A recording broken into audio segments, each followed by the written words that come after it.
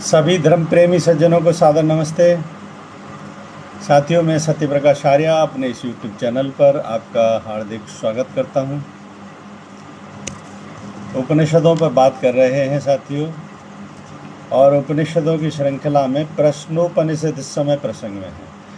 प्रश्नोपनिषद का 6वें प्रश्न का 2 श्लोक हमने कर लिए थे, और इसका प्रश्न है ब्रह्म की 16 कलाएं। तो 2 श्लोक कर लिए थे। दूसरे श्लोक में पिप्पलाद ऋषि ने वह पुरुष जिसमें 16 कलाओं का प्रादुर्भाव है इसी शरीर के भीतर है, ये आंसर दिया था। आगे का श्लोक लेते हैं तीसरा। सईसां चक्रे कस्मिन् हमुत्क्रान्ते उत्क्रांतो भविष्यामि कस्मिन् वा प्रतिष्ठते प्रतिष्ठास्यामिति। इसका भावार्थ है, ब्रह्म कला में है, 16 कला उसकी हैं। ब्रह्म की अगर पुरुष के रूप में कल्पना करें तो उस पुरुष रूप ब्रह्म की 16 कलाओं से ही मनुष्य शरीर बना है। जीवात्मा ने चिंतन किया कि किसके निकल जाने से मैं शरीर से निकल जाऊंगा, किसके शरीर में प्रतिष्ठित होने से प्रतिष्ठित होऊंगा। पुरुष रूप ब्रह्म की 16 कलाओं के निकल जाने से, जिनसे ये मनुष्य शरीर बना है, मैं भी इस शरीर में नहीं रह सकता, यह उसे ज्ञात हुआ। इसलिए जैसे जीवात्मा इस शरीर में रहता है, वैसे ही 16 कलाओं वाला पुरुष ब्रह्म भी इसी शरीर में वास करता है। अब इसमें 16 कलाओं का वर्णन इस शरीर से और ब्रह्म से, दोनों से जोड़ा गया है। इस श्लोक के माध्यम से 16 कलाओं का वर्णन कैसे है, यानी ये जो शरीर हमको मिला है यही 16 कलाओं से युक्त है। बना तो ये 5 भूतों से है, लेकिन यही शरीर 16 कलाओं से युक्त है। तो जैसा कि हमने कृष्ण के बारे में चर्चा की थी कि कृष्ण को 16 कलाओं वाला पुरुष कहते थे, व्यक्तित्व कहते थे, पूर्ण पुरुष थे कृष्ण, 16 कलाओं के स्वामी थे। तो निश्चित तौर पे ये दोनों ही बात सत्य हैं कि इस शरीर में जैसे ब्रह्म स्थित होता है, वैसे ही इस शरीर में 16 की 16 कलाएं भी होती हैं। लेकिन ये व्यक्तित्व पर निर्भर करता है कि व्यक्ति कितनी कलाओं के साथ जीवन में उतरा है, कितनी कलाओं को साथ लेके चल रहा है। कर्म योगी के अंदर ज्यादा कलाएं होती हैं, सांख्य योगी के अंदर कम कलाएं होती हैं। तो ये श्लोक इस बात को सत्यापित करता है, और ये अपने में सत्य है कि इस शरीर के अंदर ही 16 कलाएं होती हैं। अब उनमें से कितनी कलाएं व्यक्ति की जागृत हैं, जिनको वो लेके चल रहा है, ये व्यक्ति विशेष पर निर्भर करता है। साथ में इस शरीर के अंदर ही ब्रह्म स्थिति भी है। ब्रह्म वो चेतन सत्ता, तो चेतन सत्ता भी इसी शरीर के अंदर विद्यमान रहती है, और 16 की 16 कलाएं भी शरीर में ही होती हैं। ये निर्भर करता है व्यक्तित्व पर कि व्यक्तित्व की कितनी कलाएं जागृत हैं, कितनी कलाओं को लेकर चल रहा है। तो इस तीसरे श्लोक का यही निष्कर्ष है। चौथा श्लोक लेते हैं। स प्राणम सृजत प्राणाक्षंदा खम वायुर्ज्योतिरापः पृथ्वीन्द्रिय मनोन्नमनार्द्रिय तपो मंत्राः कर्मलोका लोकेषु च नाम च।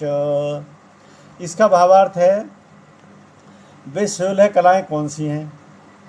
पुरुष ने पहले प्राण का सर्जन किया। सर्जन नहीं है, सृजन होता है सब। पुरुष ने पहले प्राण का सृजन किया, क्योंकि सबसे पहले प्राण क्रिया ही चलती है। जब भी हम उस अवस्था से बाहर आते हैं, जैसे बच्चा भी बाहर आता है, नया जन्म भी होता है, तो सबसे पहले उसके प्राण की क्रिया को चलाने की कोशिश की जाती है। शुरुआत में बच्चे की प्राण क्रिया चलायमान नहीं होती, उसको चलायमान किया जाता है। तो प्राण की क्रिया का सृजन किया। प्राण द्वारा श्रद्धा, पृथ्वी, अप, तेज, वायु, आकाश, इंद्रिय, मन, अन्न, वीर्य, तप, मंत्र, कर्म, लोक और नाम, इन 16 कलाओं का सृजन किया। उन 16 कलाओं का जिनसे ब्रह्मांड तथा पिंड का निर्माण होता है। अब देखिए, कलाओं के विषय में मैं आपको अपना स्पष्टीकरण देता हूँ कि मेरे विषय में कलाएं क्या हैं। क्योंकि इसमें जो दे रखा है, इसमें प्राण को भी कला दे रखा है। प्राण के बाद श्रद्धा, प्राण से श्रद्धा जो उत्पन्न हुई वो कला है। ठीक है, श्रद्धा एक कला का क्षेत्र है। पृथ्वी, अप, तेज, वायु, आकाश, इंद्रियां। अब ये जो है ना, ये क्या है? ये तो शरीर के एक तरीके से आयाम है जिनसे शरीर बनता है। मन, अन्न, वीर्य, तप, मंत्र, कर्म, लोक और नाम, इन 16 कलाओं का सृजन किया। उन 16 कलाओं का इस ब्रह्मांड में तथा पिंड में निर्माण है। ये तो बात सत्य है कि यत पिंडे तत् ब्रह्मांडे, जो कुछ भी इस पिंड में है वो ब्रह्मांड में है, लेकिन ब्रह्मांड में वो सूक्ष्म रूप में सब कुछ। तो देखिए, कला में मेरा दृष्टिकोण का कला होता है जिससे सृजन किया जाए। ये शरीर बना है हमारा 5 तत्वों से, इसमें 5 तत्वों के जो नाम दे रखे हैं उनको भी कला का रूप दे रखा है। तो ये विशिष्ट क्या है कला, इसके बारे में मैंने अध्ययन नहीं किया, लेकिन क्योंकि मैं इसमें जो विवरण दे रखा है उस विवरण को मेरे दृष्टिकोण से वो कितना सत्य है कितना असत्य है ये मैं स्पष्टीकरण देता हूँ। तो मेरे दृष्टिकोण में ये कलाएं नहीं हैं जो इसमें दे रखे हैं, क्योंकि इसमें तो 5 भूतों को भी कला का क्षेत्र दे रखा है, प्राण, श्रद्धा, भाव, इन सबों को कला का क्षेत्र दे रखा है। शरीर सिर्फ 5 तत्वों से ही बना है। इसको ऐसे समझे, मेरे दृष्टिकोण समझना है तो, कि हमारा ये शरीर बना है 5 तत्वों से, अग्नि, जल, वायु, पृथ्वी और आकाश। इन 5 तत्वों से शरीर बन गया। फिर उसके बाद इस शरीर से जो हम शरीर में जो क्रियाशीलता आती है, तो चाहे हम अच्छा मुस्कुराना जानते हैं, दूसरों को मुस्कुराना सिखा सकते हैं, दूसरों के चेहरों पे मुस्कुराहट ला सकते हैं, ये कला होती है। नीति एक कला होती है। हम कीर्तन कर सकते हैं, भजन कर सकते हैं, गाना गा सकते हैं, ये सब कला के क्षेत्र हैं। हम किस प्रकार से अपनी जीवन शैली को जीते हैं, ये सब कला के क्षेत्र हैं। और किन किन तत्वों को हम जो है ना, क्योंकि प्रकृति में सारे तत्व हैं, ये 5 तत्वों से जो शरीर बना है उन 5 तत्वों के अंदर सब तरीके तत्व आ जाते हैं। इसमें सात्विक आ जाते हैं, राजसिक भी आते हैं, तामसिक भी आते हैं। और तामसिक में ही जो है ना जितनी भी उल्टी क्रियाएं हैं वो तामसिक क्षेत्र की क्रियाएं हैं। तो कहने का मतलब है कि ये भी कलाएं ही होती हैं। ये आप जो देखते हो, जिन कामों को हम दूषित मानते हैं क्योंकि उनकी ऋणात्मक ऊर्जा हमको गर्त में धकेल सकती है, लेकिन है तो ये प्रकृति के विषय। कृष्ण इनसे भी आराम से निकल सकते थे। जिस व्यक्ति के अंदर जितनी जागृत कलाएं होती हैं वो अछूता होके भी इन सब से निकल सकता है, अछूता होके। प्रकृति के ऐसे कितने गुण हैं जिनमें व्यक्ति फंस जाता है, उलझ जाता है, लेकिन कोई कर्मयोगी उनसे ऐसे निकल जाता है जैसे कुछ है ही नहीं। और बहुत सौ के लिए वो विषय बड़े बड़े गंभीर होते हैं, वो उसमें एक बार डूब गए तो डूबते चले गए, क्योंकि वो एनर्जी उनको पकड़ लेती है। और जागृत कला वाले व्यक्ति उनसे ऐसे गुजर जाता है जैसे कुछ है ही नहीं। तो ये मैं दृष्टिकोण देना चाहता हूँ। मतलब तामस से भी तुम गुजर जाओगे, अछूते रह के गुजर जाओ। कृष्ण के अंदर ही ये कला थी।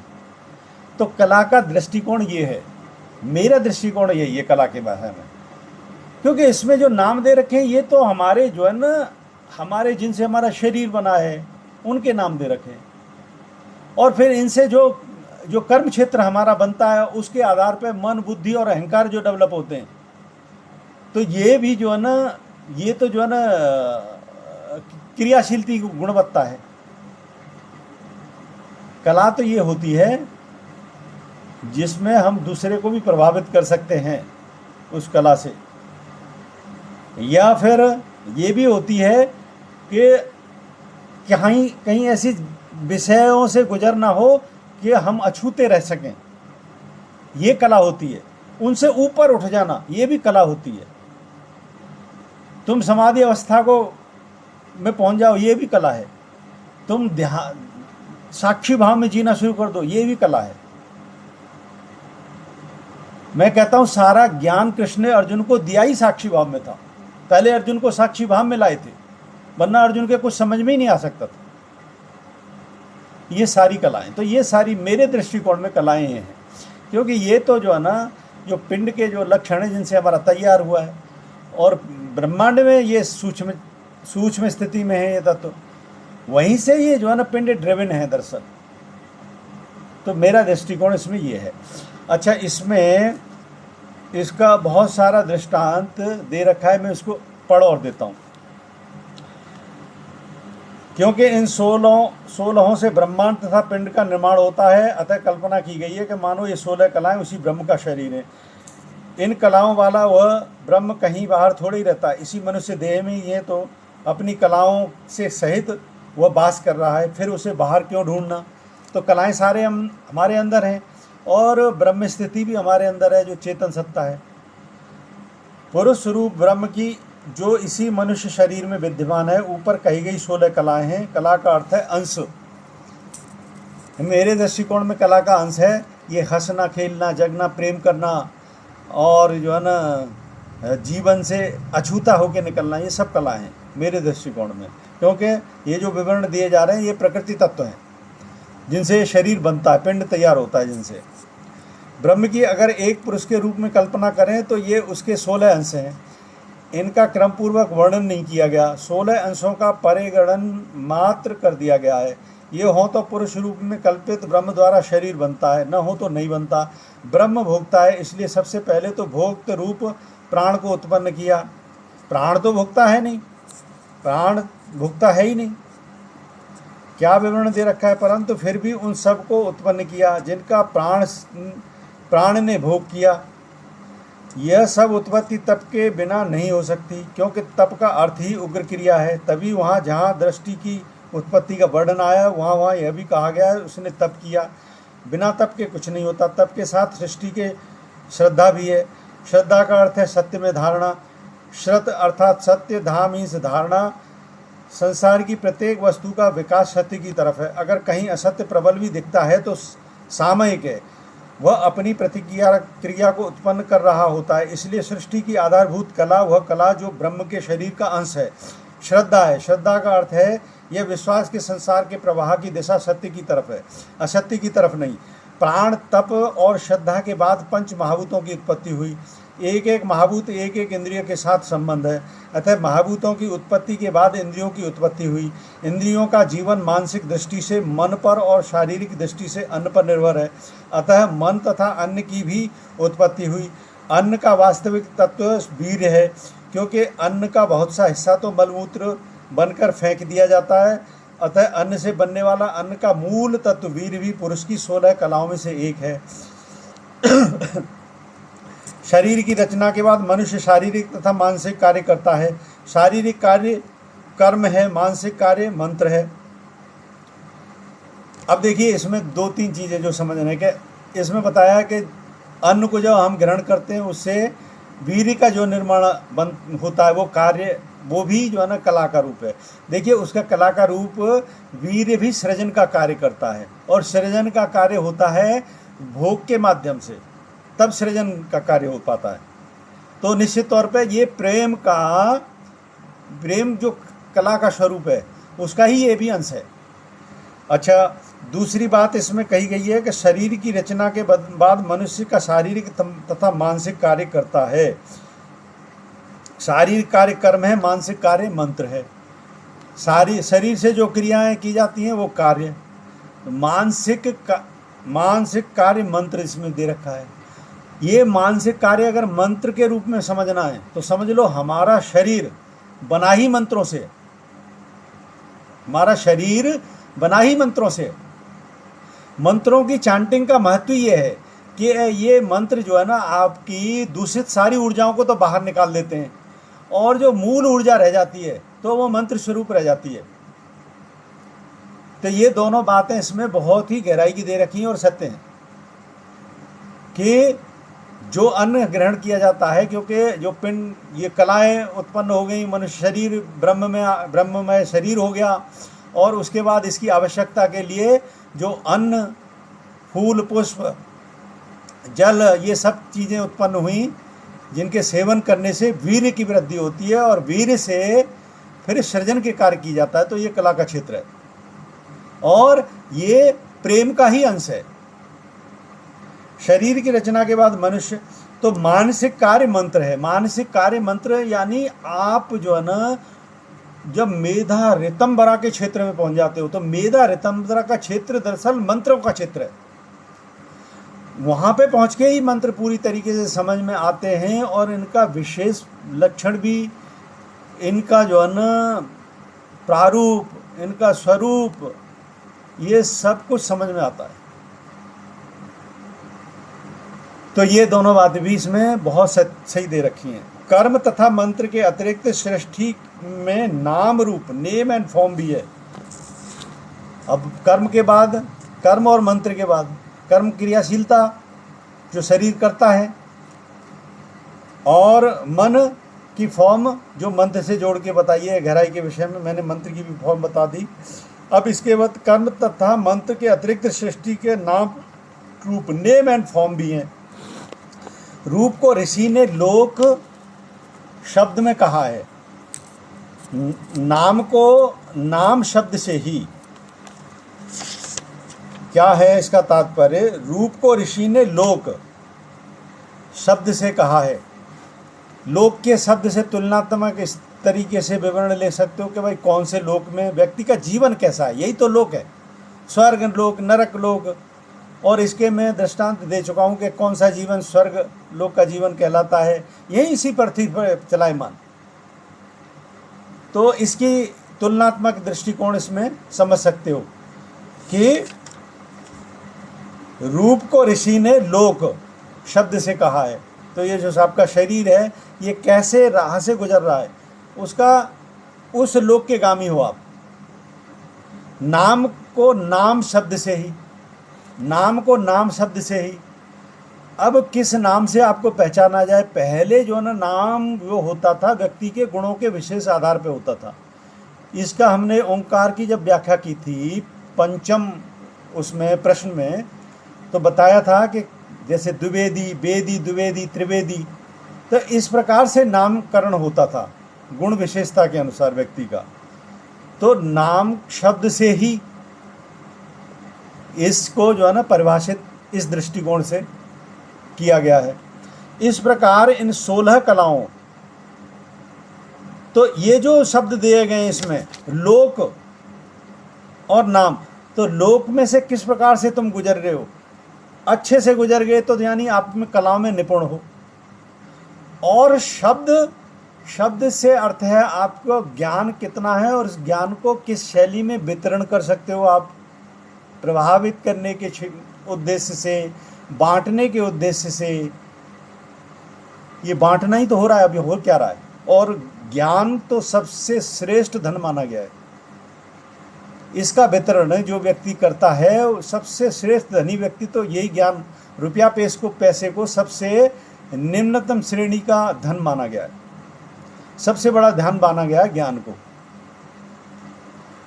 तो किस तरीके से तुम इस लोक से गुजरते हो, वहाँ पे कला रूप की विशेषता आती है, गुणवत्ता आती है।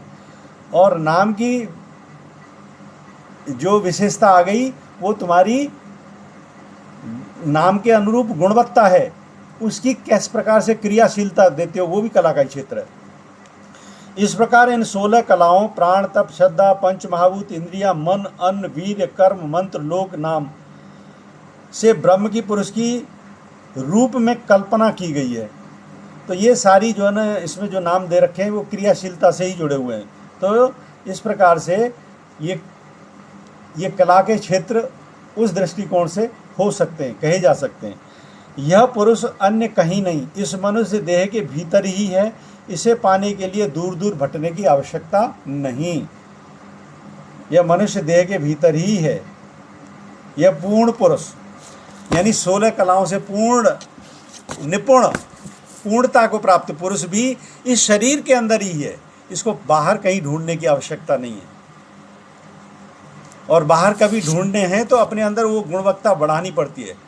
जैसे कृष्ण के प्रेमी बहुत से होते हैं, तो उनके अंदर जब तक कहीं कुछ भी नहीं थे, लेकिन जब कृष्ण कृष्ण चांट करने लगे या कृष्ण प्रेमी बन गए, तो देखो व्यक्ति के अंदर गुण विशेषता आती है कि नहीं। यही तो कला यानी तुमने कुछ कलाएं ले ली, कृष्ण पूर्ण कलाओं के स्वामी थे, तो कलाओं में वृद्धि भी इसी तरीके से हो जाती है। तो जो बात कही गई है तुलनात्मक रूप में कि इन कलाओं को भी बाहर कहीं ढूंढने की आवश्यकता नहीं है, ये शरीर में ही विद्यमान रहती हैं। ज़रूरत है इनको विकसित करने की, और विकसित की जाती हैं जिस महापुरुष के अंदर जितनी कलाएं हैं वहाँ से उन गुणवत्ताओं को धारण करके ये कलाएं विकसित की जाती हैं। तो मैंने पिंड क्या है इसकी भी व्याख्या की, पिंड कैसे बनता है इसकी भी व्याख्या की। पिंड जो है ना कि तुलनात्मक किस प्रकार से ब्रह्मांड से तुलना है इसकी भी व्याख्या की, और पिंड इस शरीर में किस प्रकार से विद्यमान है, और इस शरीर के अंदर ये कलाएं किस प्रकार से विद्यमान है, किस प्रकार से निखारी जाती हैं, इस सब विषयों पर हमने आज ये चर्चा की। मुझे उम्मीद है ये चर्चा पसंद आई होगी। पसंद आई है तो इस वीडियो को लाइक करें, अधिक से अधिक इसको शेयर करें। शंका समाधान के लिए कोई प्रश्न है तो कमेंट बॉक्स में लिखें। बने रहें मेरे साथ, बने रहने के लिए बहुत बहुत धन्यवाद। इत्योम सम नमस्ते।